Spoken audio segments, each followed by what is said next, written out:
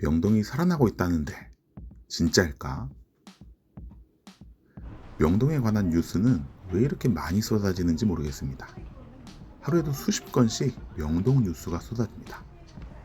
강남도 이 정도는 아닌 것 같고 성수동이나 익선동 얘기도 이렇게 많지는 않은데 정말 명동 뉴스는 쉴 새 없이 쏟아집니다.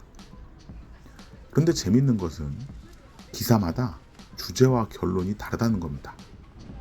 어떤 기사에서는 명동이 다시 살아난다, 외국인이 돌아온다, 화장품이 다시 많이 팔린다 이런 얘기를 하는데 어떤 기사는 바가지다, 공실이 아직 많다, 회복이라고 부르기엔 섣부르다 라고 얘기하죠. 같은 현상을 보면서도 참 다르게 기사를 씁니다. 그래서 어느 순간부터 이런 기사들은 잘 안 믿게 됐습니다. 기자가 되면 무조건 주기적으로 써내야 하는 것처럼 발표되는 이런 기사를 믿는 건 너무 소모적이고 사실 명동에 그만큼 관심이 있는 것도 아니니까요. 데이터를 다루다 보면 기자분들에게 데이터 요청이 올 때가 종종 있는데요. 정말 매년 한 번도 빠지지 않고 거의 2, 3개월마다 주기적으로 꼭 오는 요청이 명동 얘기입니다.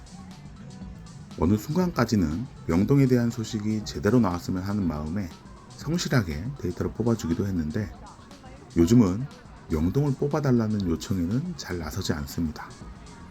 데이터에 가이드까지 달아서 줘도 결국 써놓은 결론대로 기사를 쓰더라고요. 그 다음부터는 명동 얘기를 잘 하지 않습니다. 가끔 명동이 어떤 상태인지 체크해봐야 할 필요가 있으면 직접 데이터를 뽑아보고 상권에 나가보죠. 2022년 10월 6일, 그러니까 작년 이맘때쯤 명동을 다녀왔을 때는 공실이 정말 많았습니다. 공실률이 50%라는 건 한 집 건너 한 집이 공실이라는 건데 실제로 상권에 가보니 전쟁이 나서 폐허가 된 것 같은 느낌이 들 정도로 참혹했거든요.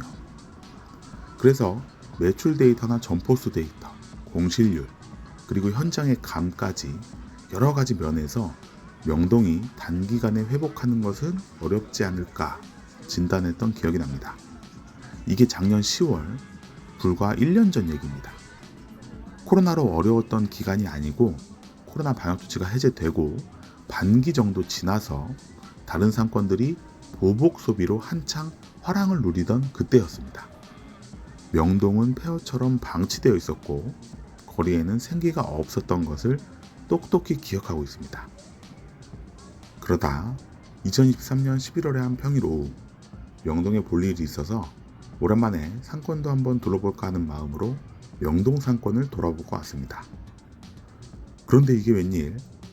일단 지하철역과 연결된 지하 상가부터 유동인구 수가 예사롭지 않다고 느꼈는데 명동역 6번 출구로 나와 메인 거리로 진입하는 순간 달라진 명동의 분위기를 느낄 수 있었습니다. 일단 유동인구가 몇 배는 많아졌죠. 명동이나 강남, 홍대 같은 상권은 내실도 중요하지만 외부에 보이는 유동인구 수가 곧 상권의 활성도를 의미하니까요. 그리고 강남, 홍대와 다르게 외국인이 다니기 시작해야 살아난 것 같은 명동은 정말 거짓말같이 외국인이 다니기 시작했습니다. 오늘 내일하며 다 망해가던 가게가 어느 날 갑자기 줄을 서는 맛집이 된 느낌이라고 할까요? 달라진 게 있다면 예전에는 중국 관광객이 많이 모였다면 이제는 일본 관광객과 동남아시아 관광객이 많이 보인다는 점과 또 미국이나 유럽 쪽에서 온 것 같은 서양 사람의 비중도 많이 늘었다는 겁니다. 데이터를 보지 않아도 느낄 수 있을 만큼 많은 수의 외국인이 늘었고 또 다양해진 것을 체감할 수 있었습니다. 그리고 더 중요한 것은 공실들이 많이 사라지고 새로 단장하거나 오픈한 가게들이 많이 눈에 띈다는 점이었습니다. 곧 오픈을 앞두고 한창 공사 중인 가게들도 많았고요. 작년에 명동을 찾았을 때도 거리에 외국인이 아예 없는 건 아니었거든요. 코로나 방역 조치가 해제되고 몇 개월 지나면서 수요는 늘기 시작하던 때였습니다. 그런데 망가져버린 공급망 때문에 공실이 너무 많아서 그때 당시 명동을 찾았던 외국인들은 명동은 죽은 도시구나 라고 생각하고 다시는 명동을 찾지 않게 될까봐, 그리고 고국으로 돌아가서 주변에 그렇게 확대될까봐 그게 가장 우려되는 부분이었습니다. 그런데 이제 공실이 많아서 죽은 도시처럼 보이는 상태에서는 어느 정도 벗어난 것 같습니다. 여기까지 상권에서 느낀 내용만 가지고 콘텐츠를 만들면 수없이 쏟아지는 기사나 다를 게 없죠. 명동이 떴다는 얘기를 하면서 특정 브랜드 매출이 얼마 올랐다거나 특정 브랜드 매장이 크게 오픈을 했다거나 전년 대비 서울 관광객 수가 늘었다는 명동과는 직접적인 연관이 없는 숫자를 붙여가면서 어설픈 근거로 명동이 떴다고 하는 건 지겨운 콘텐츠 하나 늘리는 거니까요. 떴다고 말하고 싶으면 근거를 최대한 정확하고 직접적으로 제시하는 게 좋습니다. 정보의 출처가 다양해서 서로 교차 검증을 해볼 수 있으면 더 좋고요. 또 비교 시점도 잘 잡아야 합니다. 코로나 한중간과 지금을 비교하면서 50배 가까이 떴다는 설명 같은 건 정말 클릭을 유발하려는 가십에 불과합니다. 한창 어려웠던 때보다 한창 좋을 때 50배가 뜨는 건 꼭 그 지역이나 업종이 아니더라도 많으니까요. 그리고 설명도 정확하게 해주는 게 좋습니다.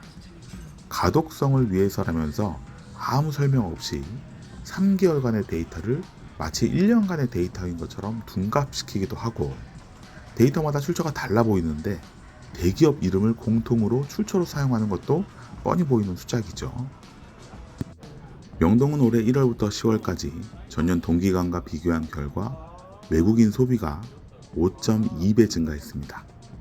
그 중에 일본 관광객이 15배나 증가하면서 가장 많이 늘었고요. 이어서 2위 싱가포르, 3위 미국, 4위 대만, 5위 태국, 6위 홍콩, 그리고 7위에 중국이 있습니다. 이어서 8위 인도네시아, 9위 호주, 10위 필리핀 순이죠. 특징은 두 가지인데요. 먼저 중국 관광객 대신 일본 관광객이 급증했다는 점을 눈여겨봐야 합니다. 명동은 정치 외교적인 상권이라고 많이 얘기하는데 그런 문제로 인해 결과적으로 일본이 늘고 중국이 줄어드는 현상이 나타났죠. 두 번째 특징은 국가별 변화가 아주 빠르게 나타나는 점입니다. 2022년 코로나 방역조치 해제 전에는 미국, 싱가포르, 일본, 중국 순이었는데 방역조치 해제 이후에 2022년 2, 3분기에는 미국, 싱가포르, 일본, 태국, 필리핀, 영국 순이었고 중국은 13위로 떨어졌거든요. 그러다 2023년 1분기가 되자 일본, 싱가포르, 미국, 대만 순으로 나타나더니 2분기에도 그 순위가 유지되고 3분기에는 미국이 다시 2위로 중국이 5위로 올라서면서 본격적으로 외국인 방문객이 늘고 있습니다. 하도 빠르게 변하니까 앞으로는 어떻게 될지 속단할 수 없지만 올해 하반기는 확실히 방문객의 다국화 현상이 나타나고 있습니다. 자, 그럼 이렇게 명동을 방문한 외국인들은 와서 어디에 돈을 쓸까요? 명동에서 1위는 역시 화장품이었습니다. 예전같이 여러 화장품을 취급하는 소형 매장의 원브랜드 숍보다는 마스크팩을 전문으로 하거나 건강식품, 잡화, 식료품, 캐릭터 상품 같이 다양한 종류의 전문점들이 생겼고 장사가 잘 되는 듯 보이는데 그와 반대로 대형 매장을 오픈한 올리브영의 전략도 잘 먹히는 듯 보입니다. 잡화 매장의 전문화와 복합화가 동시에 나타나고 있다고 평가할 수 있죠. 언제적 화장품을 아직도 명동에서 판매하냐는 기사를 본 기억이 있는데 잘 팔리기만 하면 무슨 상관입니까? 온라인이 지겨워져서 다시 오프라인으로 물건을 사러 나올 수도 있는 일이고 외국인들은 서울 사람들과 달라서 화장품을 여전히 로드숍에서 구매하는 것을 선호할 수도 있는 거죠.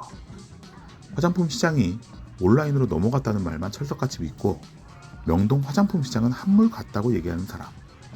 그럼 화장품이 아니라 뭘로 대체해야 하냐고 물어보면 한마디도 못하는 사람의 얘기는 너무 가볍고 남 얘기하는 것처럼 들립니다. 명동은 화장품을 버릴 게 아니라 화장품이라는 아이템으로 어떻게 살아남을지 변화를 꾀해야 하는 상권입니다. 예전에 브랜드 본사에 가서 명동에서는 화장품을 팔지 말고 그걸로 화장을 해줘라 라고 얘기했던 기억이 나네요. 고유한 특성은 버리는 게 아닙니다. 더 잘 갈고 닦아서 변화에 적응해야 하는 거죠. 화장품에 이어 2위를 차지한 업종은 호텔이었고요. 3위 백화점 쇼핑몰, 4위 한식, 5위 의류, 6위 커피였습니다. 7위에 피부과, 8위에 기타 숙박업, 9위에 스포츠용품, 10위에 잡화점이 올랐습니다. 판매액에서는 10위권에 못 들었지만 올 초에 비해 연말이 가까우면서 가장 높은 성장률을 보인 업종은 식료품 업종이었고요. 약국, 신발, 슈퍼마켓 같은 소매업 성장률이 높았고 닭갈비, 이자카야, 낙지볶음, 일식, 냉면집도 성장률이 높았습니다. 데이터에 나타나진 않지만 새로 오픈하는 식당들이 여러 나라 말로 간판을 만들고 있는 것을 보고 이제 정신을 좀 차리고 있나 하는 생각도 들었습니다. 그리고 그 업종이 외국식이 아니라 한식이 많다는 것도 다행이라는 생각이 들었고요. 오후 5시가 가까워오자 길거리 음식점들도 문을 열기 시작했습니다. 바가지라는 얘기도 있고 도시 미관을 해치고 통행에 불편함을 준다는 그 노점상들이죠. 물론 적정선을 지켜야 하는 건 맞지만 저는 방문한 외국인들에게 먹을거리뿐만 아니라 볼거리와 찍을거리, 살거리 등 다양한 체험을 만들어주고 외국인을 집객시키는 효과도 크다고 봅니다. 이런 노점상들도 명동의 중요한 특징이기 때문에 잘 정비하고 키워야겠죠. 떡갈비나 떡볶이 같은 한국식 분식 아이템이 생기면 좋을 것 같습니다. 오늘은 1년 만에 명동을 다시 돌아봤는데요. 여전히 안쪽 골목에는 공실이 많고 잘 되는 매장과 그렇지 않은 매장의 편차도 보였습니다. 또 부동산에 물어보니 가격을 내리지 않고 버티는 건물주들이 여전히 많다고도 하더라고요. 아직 완치라고 판정하기에는 치료할 것들이 많이 남았죠. 그래도 치료가 아예 어려울 것으로 생각했던 아무런 때보다는 나아졌습니다. 확실히 거리에 활기도 생기고 장사하시는 분들도 추운 날씨지만 즐거워 보이시고요. 각자의 위치에서 나름대로 노력하다 보면 더 나아지겠죠. 저도 제 자리에서 내 외국인의 방문과 소비가 어떻게 변하는지 지속적으로 모니터링할 수 있는 방법을 고민해 보겠습니다. 다음에는 더 짧은 주기로 찾아가 보기도 하고요. 상권 읽어주는 남자 주일장이었습니다. 좋아요, 댓글, 구독, 알림 설정.